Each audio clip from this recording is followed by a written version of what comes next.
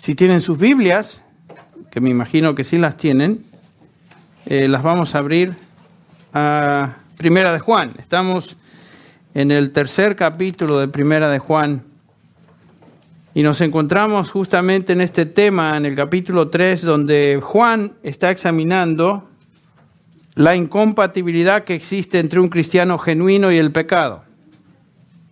Son incompatibles, son como el aceite y el agua, no se mezclan.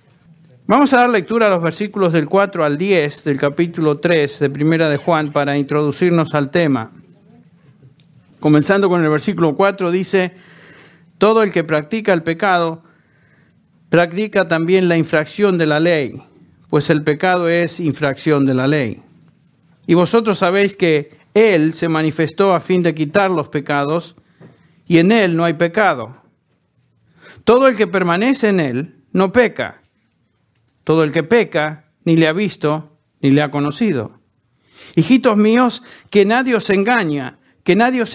El que practica la justicia es justo, así como Él es justo. El que practica el pecado es del diablo, porque el diablo ha pecado desde el principio. El Hijo de Dios se manifestó con este propósito para destruir las obras del diablo. Ninguno que es nacido de Dios practica el pecado, porque la simiente de Dios permanece en él y no puede pecar porque es nacido de Dios. En esto se reconocen los hijos de Dios y los hijos del diablo. Todo aquel que no practica la justicia no es de Dios, tampoco aquel que no ama a su hermano. Qué tremendo pasaje, ¿no es cierto? Qué claro. El apóstol Juan, en toda su epístola, bajo la inspiración del Espíritu Santo, está subrayando la diferencia que existe entre cristianos genuinos y aquellos que simplemente profesan serlo. Juan nos está enseñando que es posible conocer a un cristiano genuino. Toda la epístola argumenta esa realidad. Satanás siempre ha tratado y trata, por supuesto, de confundir a la iglesia sembrando falsedad, confusión en cuanto a esta clara verdad. La misión de Satanás es siempre confundir, siempre plantar la semilla de duda. Satanás siempre quiere confundir a la iglesia, tratando de que lo genuino se confunda con lo que es falso. Ustedes recuerdan la parábola del trigo y la cizaña. El trigo representa a los verdaderos cristianos, viene el enemigo en ese campo y planta cizaña. Ambos crecen y al principio, en la medida que crecen, se ven como muy similares el uno al otro. Esa es la obra de Satanás. Cristo dice que esa es su misión, confundir a la iglesia, confundir al pueblo de Dios. Y tal vez hoy como nunca, la iglesia es incapaz de discernir entre lo falso y lo verdadero porque está dispuesta a aceptar a todo el mundo bajo su cobertura, bajo su sombrilla. Existe en estos días un ambiente de tolerancia, ¿no es cierto? Un nivel de ignorancia bíblica en la iglesia que hace muy difícil, si no imposible, distinguir entre los que son creyentes y aquellos que simplemente profesan o se hacen pasar por creyentes. Y el apóstol Juan nos ofrece una clara y certera respuesta en cuanto a este problema. Juan en sus epístolas nos enseña, como dijimos, sin titubeos, que es posible, ciertamente posible, identificar a un verdadero cristiano. Y Juan nos dice que es posible identificarlo por medio de dos tipos de pruebas. Pruebas doctrinales, la prueba doctrinal, en otras palabras, qué es lo que cree la persona que dice ser creyente. Eso nos indica si realmente lo es. Y la segunda prueba es la prueba moral. ¿Cómo es su conducta? Y ambas son paralelas. Y ambas deben estar en armonía. Lo que uno cree debe traducirse en una conducta apropiada. Eso es justamente lo que Juan nos está enseñando. En este capítulo 3, Juan está lidiando específicamente con la prueba moral, o en otras palabras, la conducta de una persona que se llama cristiana, la cual, nos enseña Juan, la conducta se revela a través de sus obras.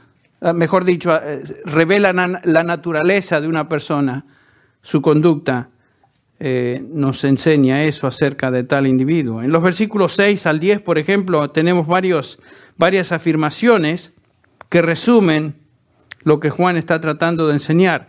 Todo aquel que permanece en él no peca, el versículo 6, fíjense. El versículo 9, todo aquel que es nacido de Dios no practica el pecado. Son afirmaciones. En esto se manifiestan, leímos el versículo 10, los hijos de Dios y los hijos del diablo. Todo aquel que no hace justicia y no ama a su hermano no es de Dios. ¿Ven lo que está haciendo Juan? Para Juan no es difícil distinguir entre un falso y un verdadero. Ambos son obvios. Una persona que pertenece o es hijo de Dios se distingue, y una persona que es hijo de Satanás o hijo del diablo también se distingue por sus obras, su conducta. Que entre paréntesis es la única opción. Si uno no es hijo de Dios, ¿es hijo de quién? Del diablo. Existen dos tipos de personas en el mundo. La humanidad, según la Escritura, está dividida en dos grupos. Los que pertenecen a Dios, que son minoría, y los que pertenecen al diablo. ¿Cuál es la diferencia? Bueno, los hijos de Dios se caracterizan por un patrón de justicia en su vida. Lo vamos a ver. Obran justamente, obran santamente. Son personas que tienen un hábito, un patrón de vida piadoso. No es que nunca pecan, no es que nunca tienen un tropezón, pero su patrón de vida, su hábito a través de los años es uno de obediencia, es uno de piedad. Y por supuesto los demás, los hijos del diablo, son también se manifiestan, mejor dicho, por sus obras. No son piadosos. Tienen un patrón de vida pecaminoso. Si una persona ha sido regenerada, si un individuo ha sido reconciliado con él, si ha nacido de nuevo, usando el término de Juan capítulo 3, entonces tal persona va a demostrar esa nueva naturaleza. ¿Quién es? Por eso Pablo dice, si alguno está en Cristo, nueva criatura es. Ahí está. ¿Las cosas qué? Las cosas viejas pasaron y aquí todas son hechas nuevas. Si uno está en Cristo, es nueva criatura. Fuimos creados, nos dice el apóstol Pablo, para buenas obras. Somos hechura suya para buenas obras. Capítulo 2 de Efesios, versículo 10. Éramos esclavos del pecado, ahora somos esclavos de justicia. El capítulo 6 de Romanos nos enseña eso. En el pasaje que estamos examinando, el apóstol Juan distingue a un cristiano verdadero por su cambio dramático en relación al pecado. Y si ese cambio no se observa, la conclusión de Juan es, tal persona no es cristiana. ¿Ven? Lo que decía hace un rato, la iglesia hoy está tan acostumbrada a aceptar a todo el mundo que profesa ser creyente o que tiene apariencia de cristiano porque trae su Biblia, tal vez asiste a los cultos, tal vez tiene un vocabulario cristiano, etc. Y entonces da por sentado a la iglesia que son creyentes, son cristianos. No, no es así. Juan dice, esa no es la manera de determinar y distinguir quién es cristiano y quién no es. Este es el énfasis entonces que se encuentra en toda su epístola. Juan está preocupado porque falsos hermanos se habían introducido en la iglesia y decían poseer un conocimiento exaltado de Dios, pero vivían una vida pecaminosa. Es lo que estaba sucediendo. Y como dije, es muy común aceptar hoy como cristianos a todo tipo de profesantes, aunque su entendimiento del evangelio sea mínimo, incorrecto, y sus vidas reflejen una carencia notable de tener una relación con Dios o sean personas obviamente impías en conducta. Entonces la Biblia nos enseña que si una persona no manifiesta un patrón de vida santa, el tal no es cristiano, no importa la experiencia que haya tenido, no importa lo que él diga acerca de su cristianismo. Y Juan nos enseña esto. Un cristiano, dice Juan, debe pasar la prueba moral. Y saben que eso no es popular hoy, hablar de este tema es un poquito controversial para la iglesia hoy que está tan contenta en abrazar a todo el mundo. Cuanto más ligero sea el mensaje, cuanto menos ofenda, cuanto menos callos pise, mejor, porque no queremos ofender a la gente, las queremos atraer. Bueno, Juan dice, eso no es el método. El que quiera venir en pos de mí, dijo el Señor Jesucristo, tome su cruz, lo cual implica muerte, y sígame. El ser creyente no es fácil. No es fácil. Entonces Juan nos enseña que a menos que una persona se distinga por confesar sus pecados, estoy haciendo un repaso de la epístola, obediencia a los mandamientos, ustedes recuerdan, andar como Cristo anduvo, amor a los hermanos y no amor al mundo, dice Juan, esa persona no conoce a Dios, no importa lo que ella diga, si esa no es su manera de ser y vivir. Y como le digo, muchas personas piensan que uno es exagerado hablando de estas cosas. Una persona muy estricta. Algunos nos catalogan de radicales o fanáticos en cuanto a nuestros énfasis que nosotros proclamamos a través de la radio, a través de la palabra en la iglesia, etc.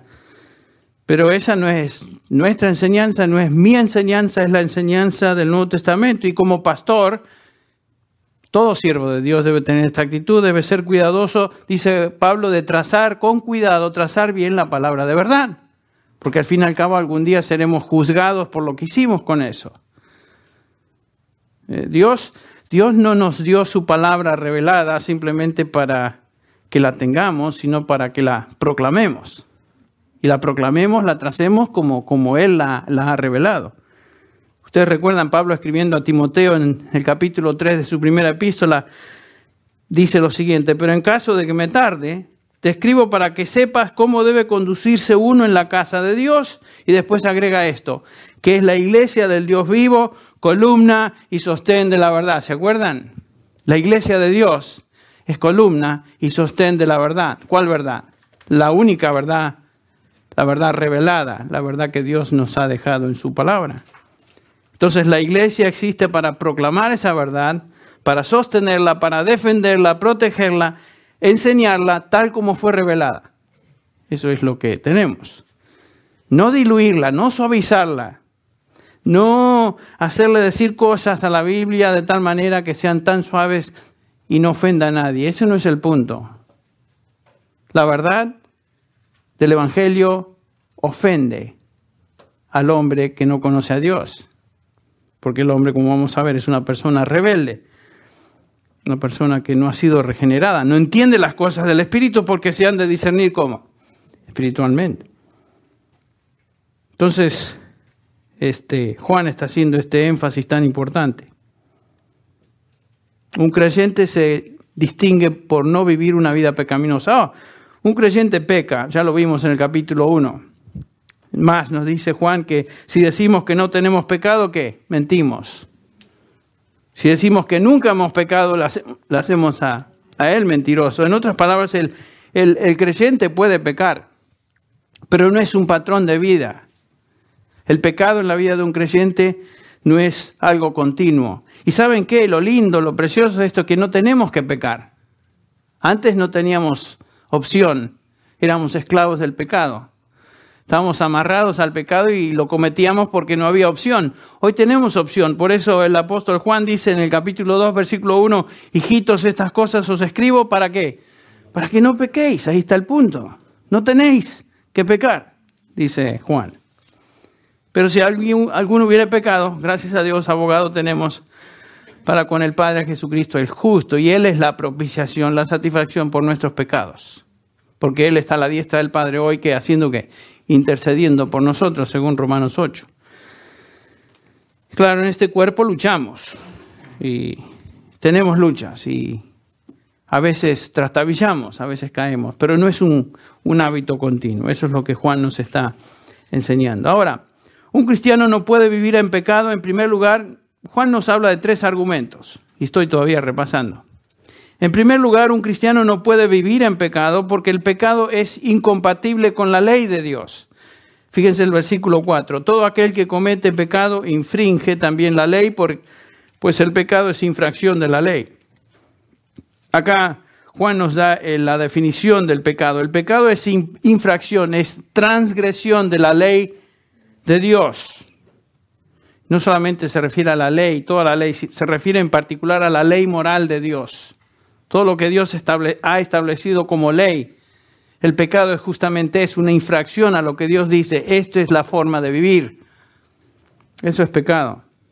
Y no solo se refiere a pecado, sino que se refiere a una actitud rebelde del corazón que produce pecados. Es la expresión de rebeldía de un corazón no regenerado. Ustedes recuerdan que Pablo, hablando del hombre sin Dios, en el capítulo 8 de Romanos, el versículo 7 dice, la mente carnal, está hablando de una persona que no conoce a Dios, una persona que no ha sido redimida. La mente carnal o la mente puesta en la carne es enemiga de Dios, fíjense, enemiga de Dios, porque no se sujeta a la ley de Dios, ni tampoco puede hacerlo. Es lo que decía hace un rato, antes pecábamos porque no teníamos opción.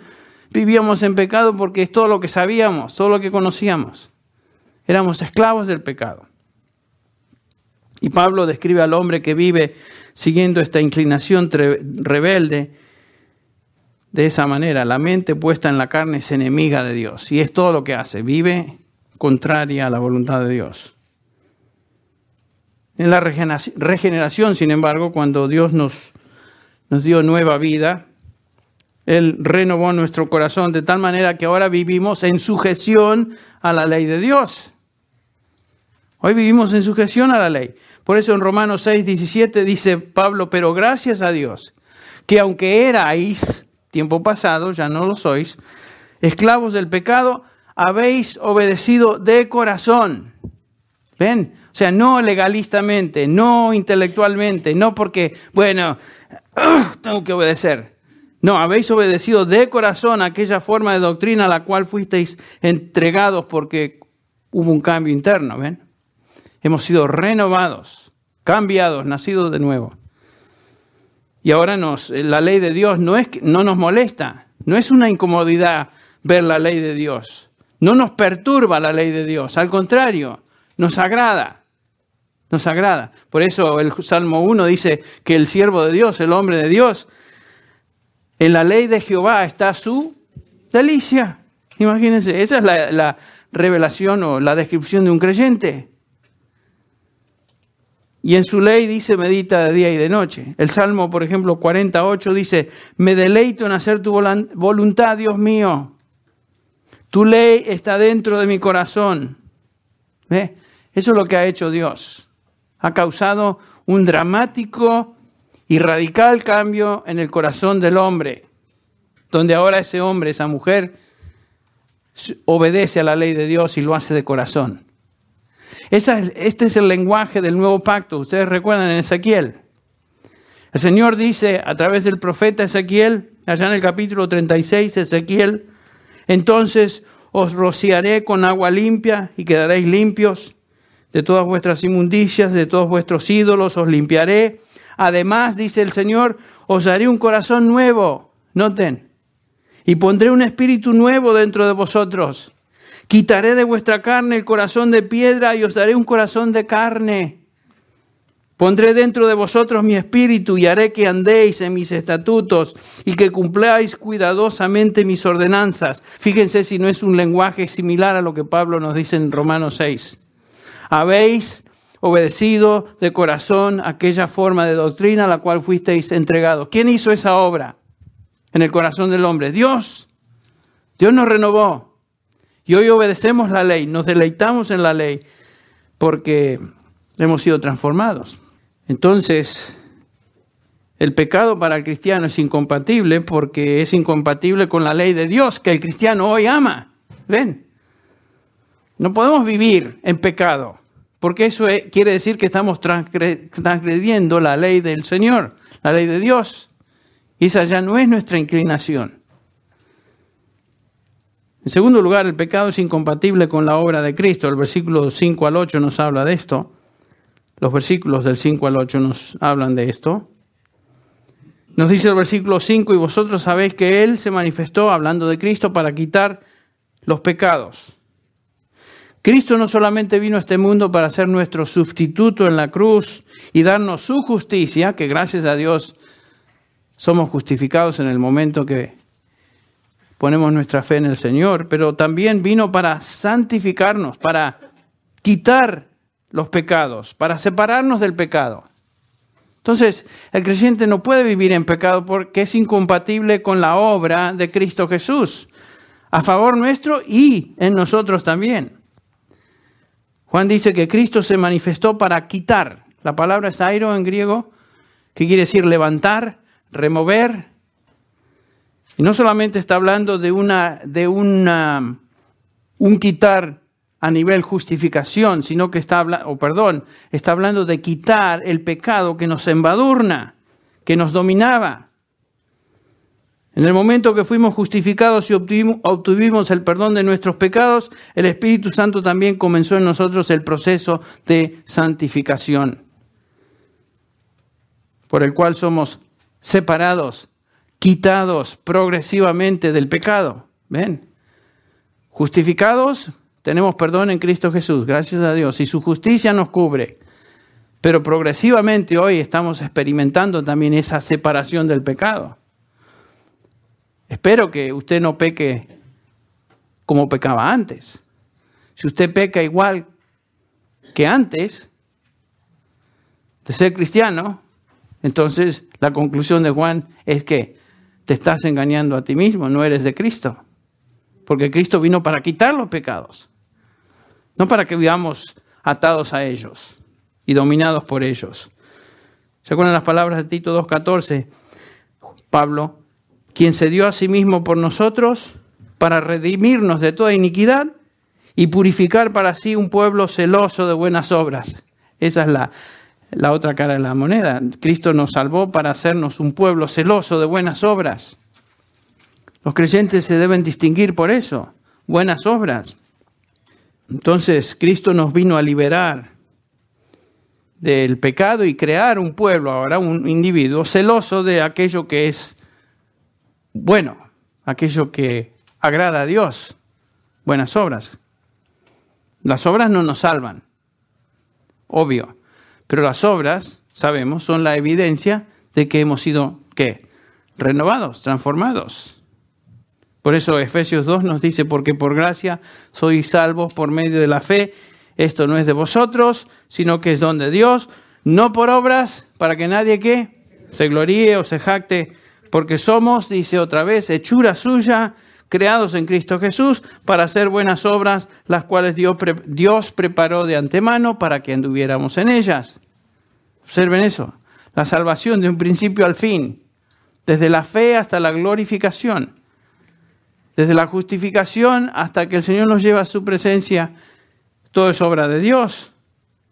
Y aún las buenas obras que hacemos después de ser creyentes, nos dice el pasaje que Dios las preparó de antemano para que anduviéramos en ellas. O sea que ni aún nos podemos jactar de las buenas obras que hacemos hoy, porque al fin y al cabo son de Dios. ¿Se acuerdan lo que dice Filipenses 2? El versículo 12 creo que ahí es, Dios es el que causa en vosotros tanto que el querer como el hacer, el deseo y la capacidad de hacerlo, hacer la buena obra, ¿viene de quién? De Dios. Nadie se puede jactar. Y si tú te crees bueno porque estás haciendo buenas obras y eres creyente, bueno, te estás jactando de algo que no tienes por qué jactarse, porque esa buena obra que acabas de hacer, ¿sabes qué? Es de Dios. Y si te estás jactando, no tan buena que es, porque estás haciendo alarde de algo que no debes jactarte. Entonces nos dice acá Juan y todo el Nuevo Testamento que un cristiano que vive continuamente en pecado es un cristiano que no está identificado con Cristo Jesús, porque Él vino para quitar el pecado, para remover el pecado. Sabéis que Él apareció para quitar nuestros pecados y no hay pecado en Él. Si pertenecemos a Él, nuestra vida tendrá entonces la característica de justicia, de piedad, no de pecado. Ya lo vimos en el capítulo 2, versículo 29. Si sabéis que Él es justo, Cristo, sabed que todo aquel que hace justicia es nacido de Él. Tú no puedes pertenecer a Cristo sin que tu vida haya sido dramáticamente cambiada, transformada. Francamente, no es difícil entender esto. No es difícil. Sin embargo, hoy En el ambiente al cual me refería dentro de la iglesia, es difícil tolerar esta enseñanza porque estamos tan acostumbrados, o la iglesia está tan acostumbrada a aceptar a cualquier persona dentro de la misma. Y hay personas que viven, obedecen por afuera y más tarde dan evidencias de que regresan al pecado. Y algunos se rascan la cabeza y dicen, bueno, ¿qué habrá pasado con estos cristianos? Pregunta, ¿cómo sabes tú que eran cristianos? Porque Juan nos diría, se fueron de nosotros, pero no eran de nosotros. ¿Qué le estás llamando cristiano a lo que no es? Ese es el punto de toda la epístola. Qué importante es repasar estas verdades. Y no es solamente Juan el que dice esto, todo el Nuevo Testamento afirma esta verdad. El Señor Jesús dice, muchos me dirán en aquel día, Señor, Señor, no profetizamos en tu nombre y en tu nombre echamos fuera demonios y en tu nombre hicimos muchos milagros. Fíjense, hasta milagreros eran. Y entonces les declararé, nunca os conocí. ¿Qué? Hacedores de maldad. Cristo no se hubiera expresado de esa manera si hubieran sido realmente sus ovejas, sus hijos. Porque mis ovejas oyen mi voz y me siguen. Yo les doy vida eterna, no perecerán jamás. Una oveja sigue a su pastor. Bueno, Romanos 6, el apóstol Pablo enseña también acerca de la identificación espiritual de un creyente con Cristo a través de su muerte y su resurrección. Ustedes recuerdan en la cruz del Calvario, comenzando con el versículo 4, dice, porque somos sepultados juntamente con Él para muerte por el bautismo, y este no es el bautismo de agua, este bautismo no está hablando de una realidad física, cuando entramos a las aguas del bautismo, que representa una verdad espiritual.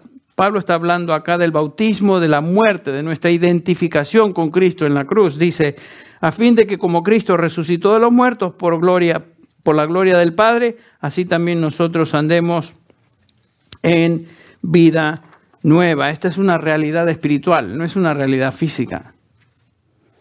El creyente ha sido literalmente bautizado, identificado en la muerte del Señor Jesús.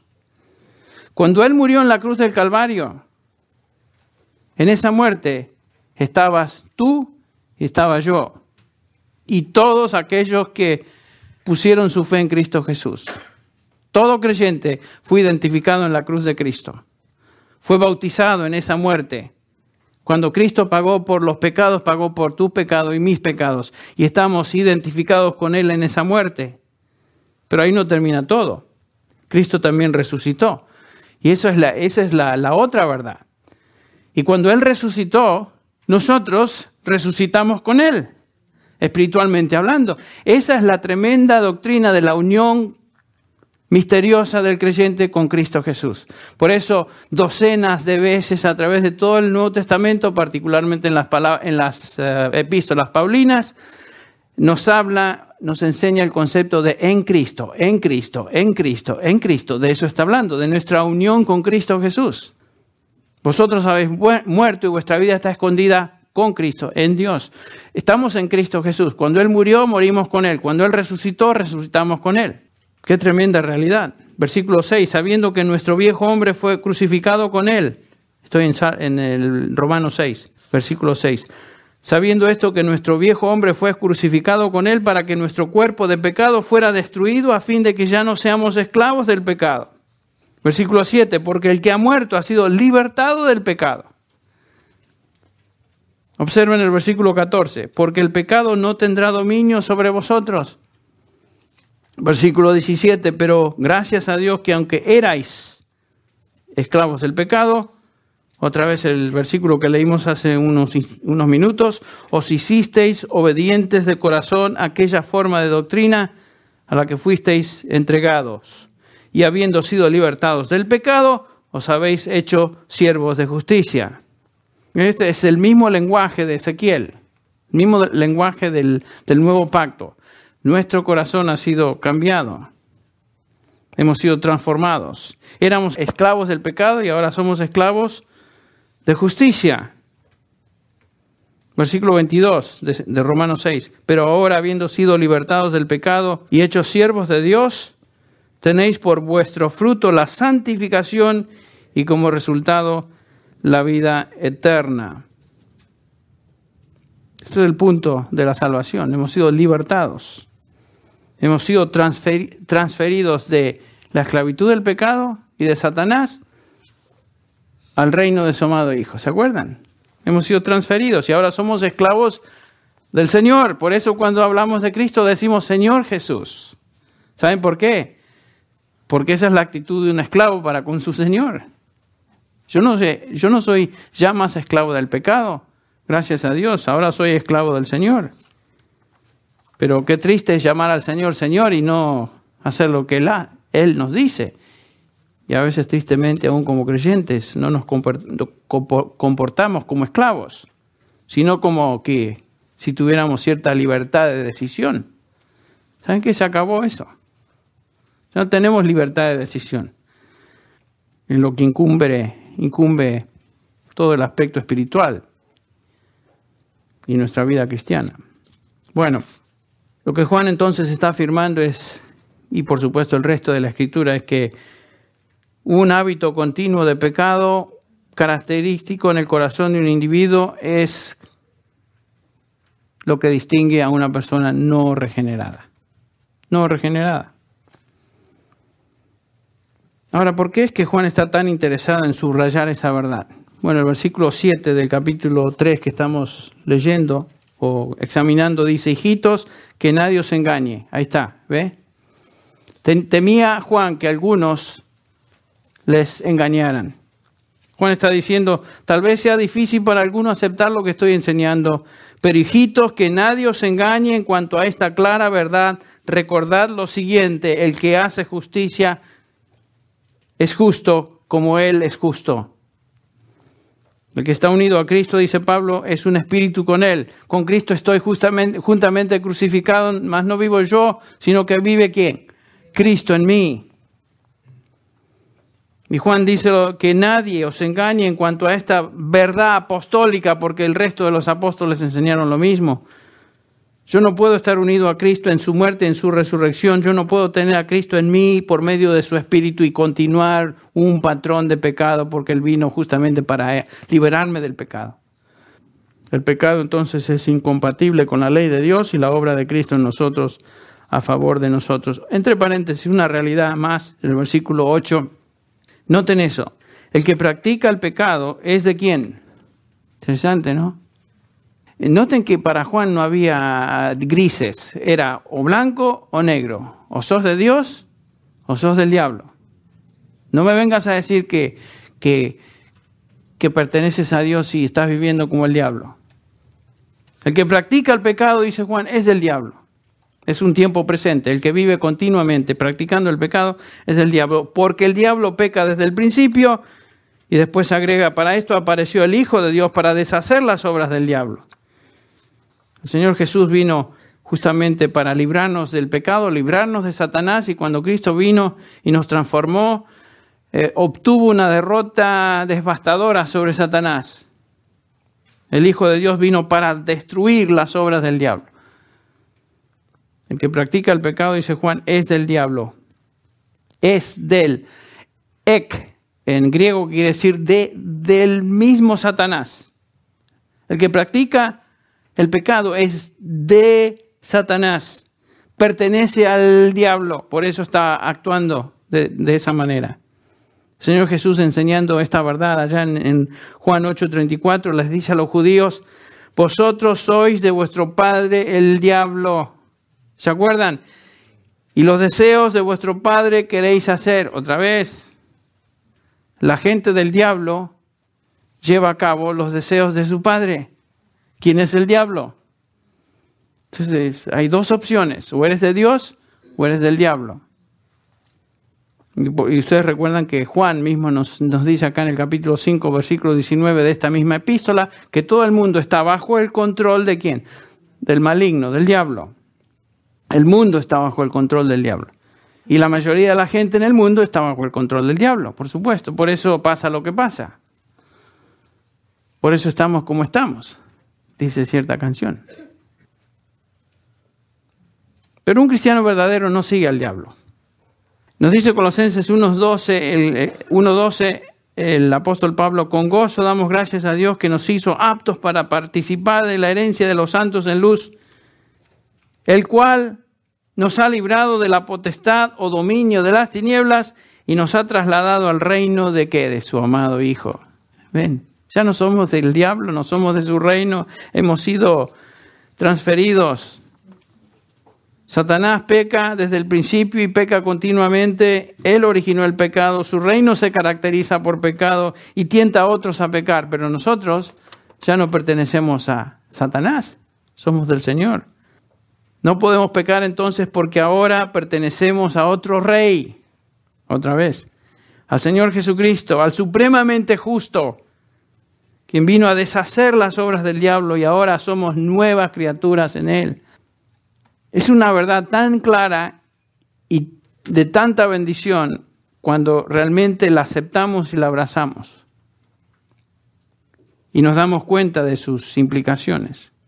Si has sido redimido y transformado, ya no eres hijo del diablo, sino que eres hijo de Dios. Por tanto, ahora manifiestas las características, ahora sí, de tu Padre Celestial. Y como dije, no es que el creyente ya no peca. Vivimos en este cuerpo carnal que Pablo llama el cuerpo de muerte. Y más, dice el apóstol, ¿quién me librará de este cuerpo de muerte? No podía esperarse el momento, Pablo, que pasara de esta existencia sobre esta tierra en la presencia del Señor Jesucristo, porque todavía lo que nos molesta en esta tierra es justamente este cuerpo de muerte, la carne aún no redimida, que algún día, gracias a Dios, va a ser también redimida. Qué tremenda esperanza, ¿no? Aún nuestro cuerpo, así como lo vemos, feo, achacoso, cada día peor, algún día será redimido. Será, nos dice, conforme al cuerpo glorioso del Señor Jesucristo. ¿Saben? Ese momento glorioso, cuando seremos transformados, todos vamos a ser hermosos, imagínense. Espiritualmente y aún con un cuerpo glorioso, semejante al cuerpo de Cristo. Ahí ya no va a haber achaques, no va a haber vejez, no va a haber dolor, no va a haber lloro, la tiroides no nos va a molestar, no va a haber sueño. Aparentemente vamos a poder comer y tomar, beber con el Señor, celebrar. Pero eso viene en el futuro. El punto que estamos viendo acá es decir que alguien es cristiano y continuar en pecado es una contradicción. Ese es el énfasis de esta porción. Tal descripción es imposible. Entonces, un cristiano es incompatible con el pecado por su relación a la ley de Dios. Amamos la ley, es nuestra delicia. Un cristiano es incompatible con el pecado por la obra de Cristo a nuestro favor y en nosotros. Él vino a quitar el pecado. Y finalmente, un cristiano es incompatible con el pecado por la obra del Espíritu Santo dentro de él.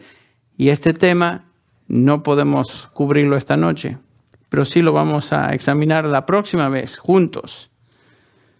Tremenda verdad. Un cristiano es incompatible con el pecado por la obra del Espíritu Santo dentro de nosotros. Bien, vamos a orar para terminar esta noche. Señor, te damos gracias por tu palabra, la cual nos anima, nos da tanto confort, tanto aliento, Señor. Y te agradecemos por eso. Te agradecemos por tu verdad. Tú nos dices en tu palabra que la verdad libera, la mentira esclaviza. Y te damos gracias, Señor, porque conocemos a aquel quien es la verdad. Y aquel que nos ha revelado la verdad. Y la tenemos revelada en tu palabra. Gracias te damos, Señor, por poder examinar esta verdad tuya. Pedimos tu bendición sobre cada individuo aquí presente en este lugar y pedimos, Señor, que esta lección, esta enseñanza sea de aliento, de bendición, de edificación para tu pueblo. Y, Señor, si hay una persona que no te conoce y que se da cuenta a la luz de estas verdades, que no es hijo tuyo porque su vida es impía y se caracteriza por un patrón impío. Pedimos, Señor, que tú toques ese corazón y que lo traigas a arrepentimiento.